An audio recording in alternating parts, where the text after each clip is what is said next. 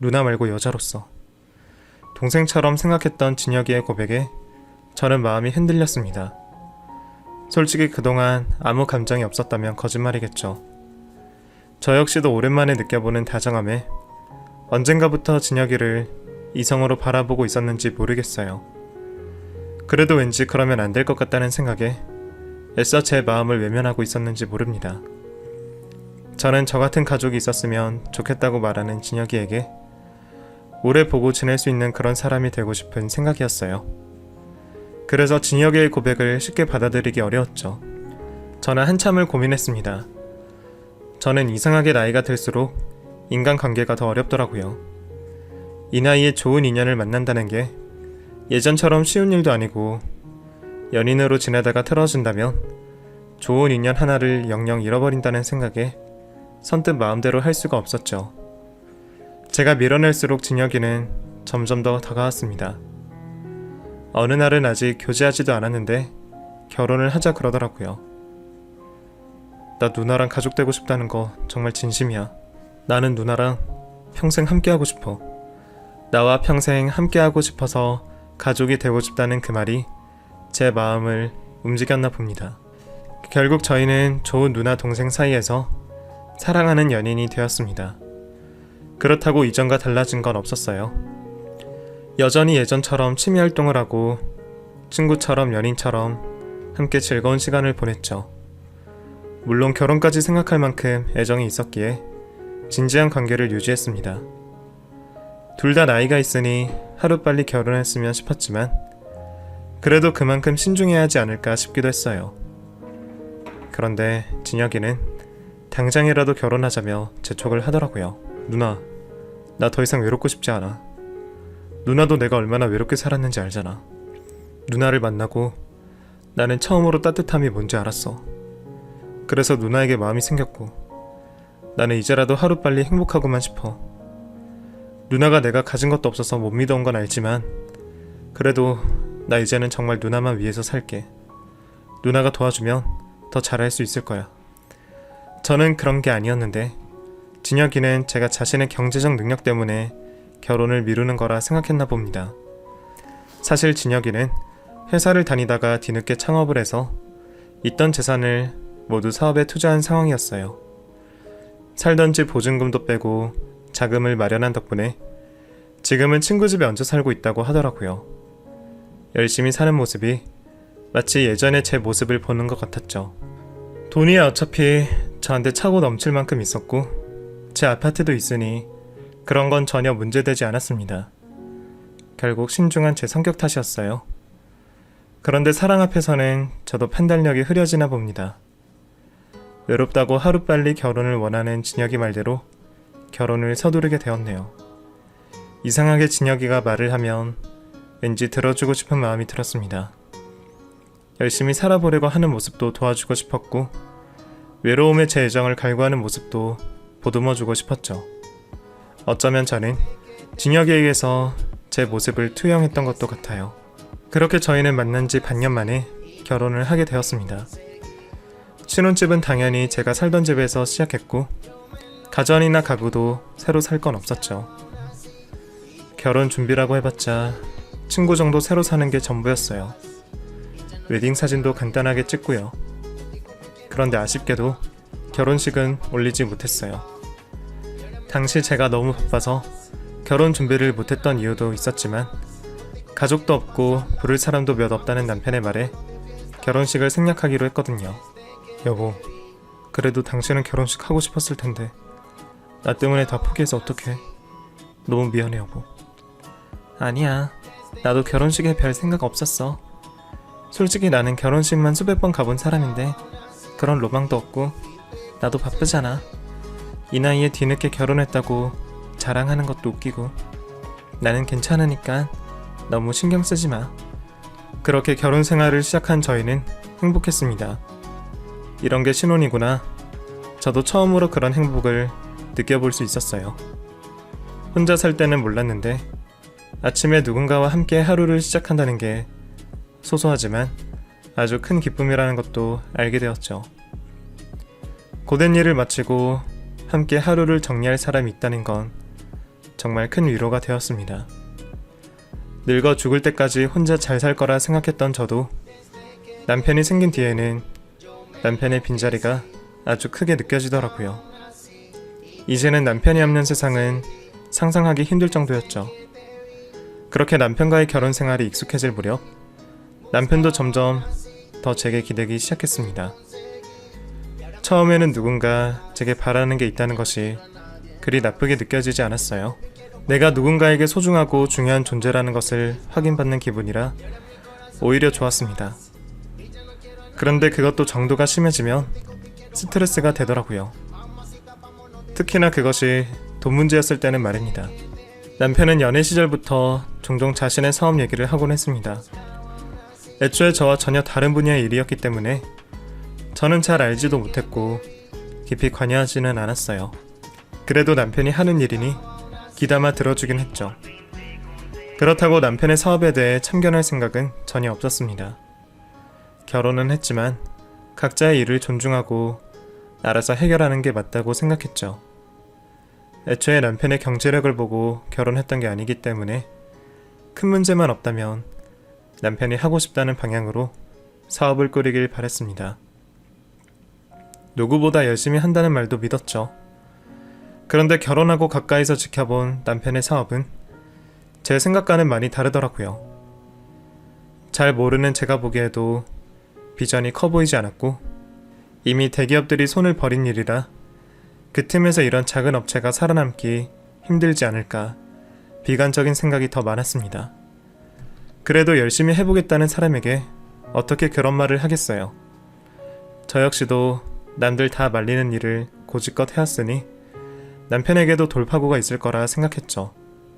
그런데 남편은 자신의 생각대로 일이 풀리지 않는 건지 언젠가부터 돈 얘기를 꺼내더라고요.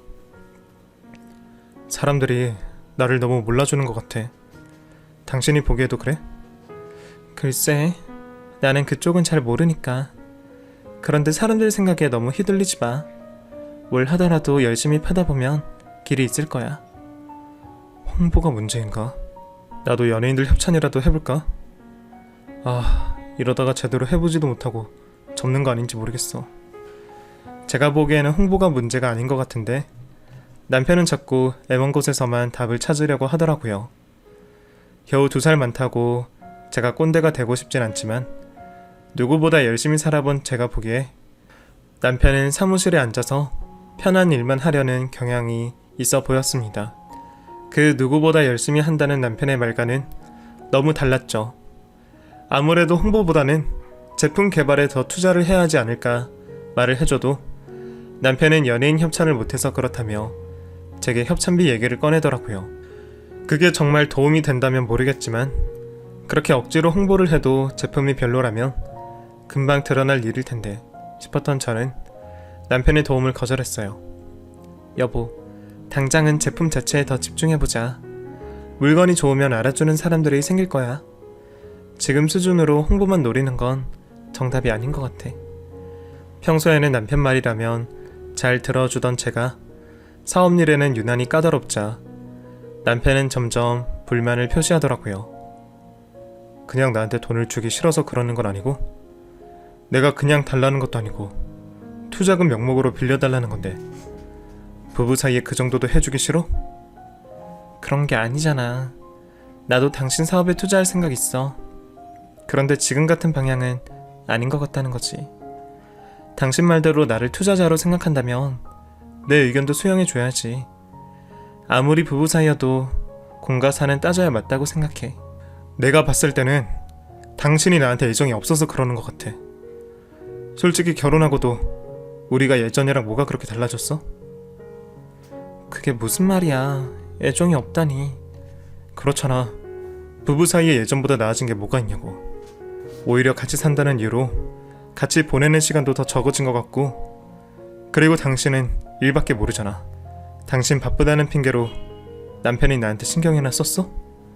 남편은 제가 결혼하고 더 소홀해진 것 같다며 제가 남편보다 돈을 우선으로 생각하는 것 같다고 했습니다.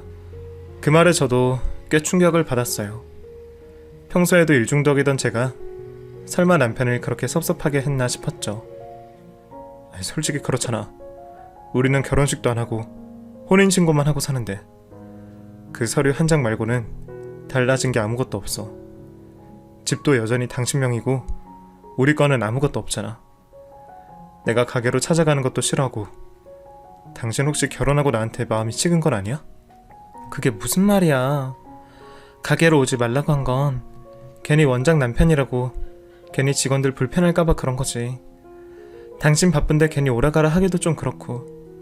그리고 명의는 굳이 돈 들여서 바꿀 필요가 있어? 만약에 이 집이 내 명의였으면 나는 결혼하자마자 공동명의로 바꿨을 거야. 솔직히 당신 명의라서 그런지 나는 이 집이 우리 집 같지가 않아. 가구들도 가전들도 죄다 원래 있던 거고. 결혼하고 바뀐 게 뭐가 있어. 겨우 이불 하나 바꾸고 갑자기 우리 신혼집이 되냐고. 내가 해온 것 없어서 그런 건 알지만 그래도 반대 입장이었으면 나는 안 그랬을 거야. 내가 뭐 큰 거 바라는 것도 아니고 나는 그저 우리 사이에 인정받을 뭔가가 필요한 거야. 미안해. 나도 거기까지는 미처 생각 못했어. 명의가 뭐가 중요한지도 몰랐고. 그래, 그 문제는 내가 좀 생각해볼게. 그래도 내 진심은 그런 게 아니야. 그건 믿어줘. 몰라. 나는 가끔 당신이 날 정말 사랑하기는 하는지 의심들어. 그동안 내가 결혼했다고 남편에게 너무 소홀했구나. 갑자기 미안하더라고요. 아무리 사정이 있었다곤 하지만 결혼식도 안 하고 내가 살던 집에서 혼수도 없이 너무 얼레벌레 결혼 생활을 시작한 건가 생각이 많아졌죠. 그렇다고 괜히 돈 들여서 공동명의로 바꿔야 하는 건지, 사업 투자 안 해준다고 섭섭해하는 남편에게 돈을 줘야 하는 건지 저는 많은 고민이 들었습니다. 그래도 쉽게 결정할 일은 아니다 싶어 나름대로 법적으로 알아보고 고민을 하고 있었죠.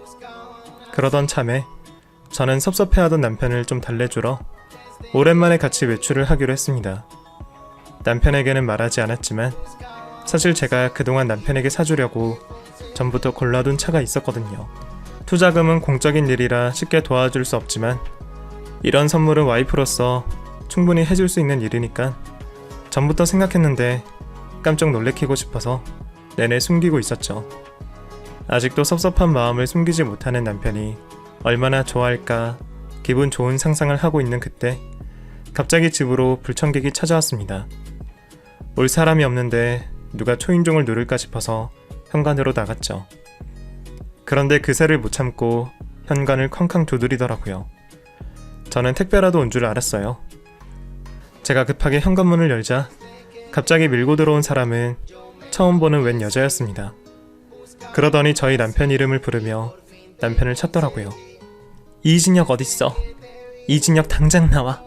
저기요, 누구신데 남의 집에서 갑자기 남의 남편을 찾으세요? 먼저 말씀부터 하셔야죠. 나 이진혁 와이프다.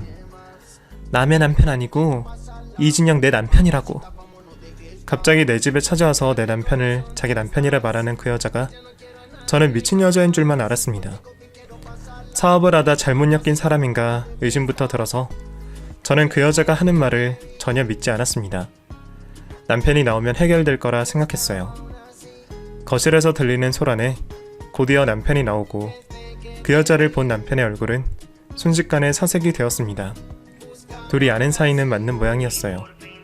그 순간 그 여자는 남편의 머리차를 잡아채며 제 남편을 마구 두들겨 패더라고요. 네가 나한테 어떻게 이래? 야, 이 새끼야, 이 미친놈아. 너만 믿고 기다린 사람 바보 만들고 너는 행복할 수 있을 줄 알았어? 내가 나라까지 떨어지더라도 너는 꼭 붙들고 간다. 저는 놀라서 그 여자를 말리려고 했습니다. 저기요, 지금 이게 무슨 행패예요? 무슨 오해가 있나 본데 차분히 대화를 하셔야죠. 계속 이러시면 저 경찰 부를 거예요. 경찰? 그래, 경찰 부릅시다. 차라리 경찰 불러서 이 새끼 깜빵에 쳐넣는 게 낫겠네요. 그쪽도 정신 차려요. 다 알고 나면 나한테 고마워할걸? 저는 그 여자가 무슨 말을 하는지 몰랐어요. 내가 자기한테 고마워할 거라니, 내 남편을 지 남편이라니, 왜 미친 여자가 다 있나 싶었죠. 그런데 그 여자가 말을 더 하기도 전에 남편이 그 여자 입을 막더라고요. 우리 나가서 얘기하자. 일단 나가. 여보, 오해하지 마. 이 여자는 사업 관련해서 아는 사람인데 내가 투자금이 얽혀서. 당신은 집에 있어. 우리 나가서 대화 좀 하고 올게. 남편이 그 여자를 끌고 나가려 하자 그 여자는 남편을 뿌리치며 다시 제 앞으로 쫓아왔습니다. 저기요. 아직도 저놈한테 속고 계신 모양인데 나 저 사람 본처예요. 우리 위장이혼이라고요. 그리고 그 여자는 제게 모든 사실을 털어놓았습니다. 이 새끼랑 나랑 결혼한 지 10년이에요. 10년. 심지어 아들까지 있어요. 고아라는 것도 다 거짓말이고 부모님 두 분 다 살아계세요.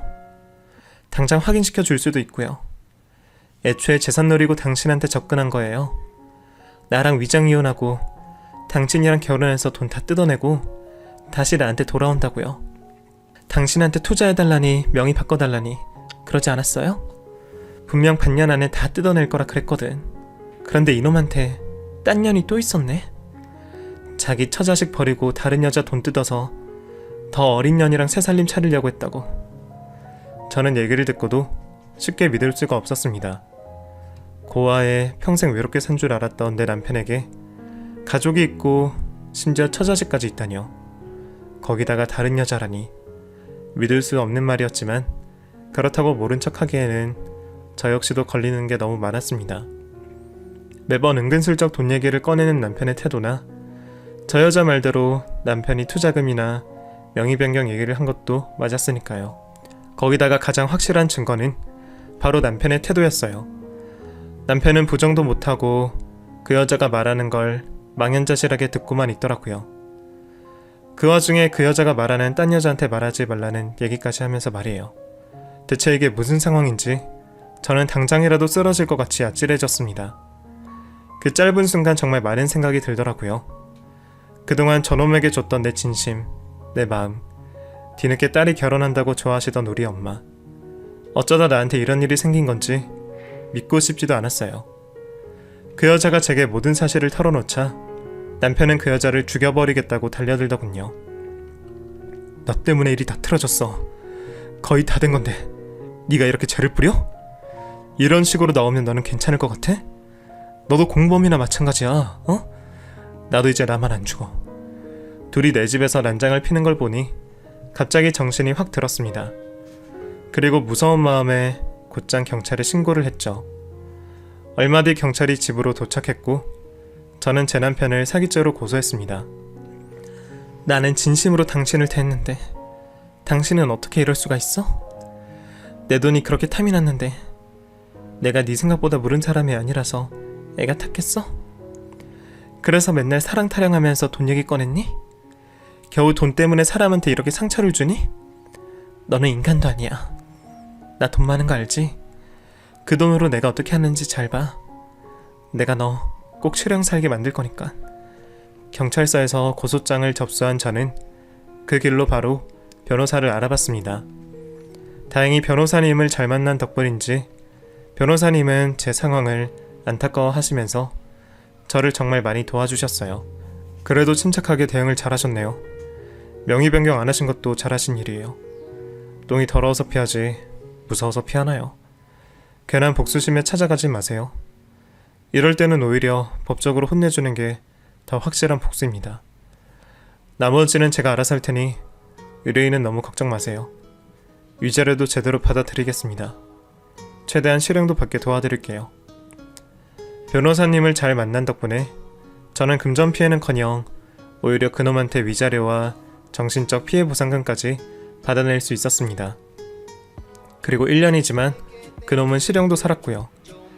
지인들은 그래도 제가 큰 피해가 없어서 다행이라 하는데 그렇지만 돈으로 모든 게 해결되는 건 아니잖아요. 이미 상처받은 제 마음은 무엇으로 보상될까 싶더라고요. 그래도 그 일로 하나 바뀐 게 있습니다. 그 사람을 만나서 저는 사랑의 소중함을 알게 되었어요. 결혼이라는 건 늘 뒷전으로 생각했는데 누군가와 함께하는 인생도 또 다른 행복이 있다는 걸 알게 되었죠. 물론 한 번의 선택은 실패로 끝났지만 제게도 언젠가는 정말 진심을 알아주는 좋은 사람이 찾아주기를 바라봅니다.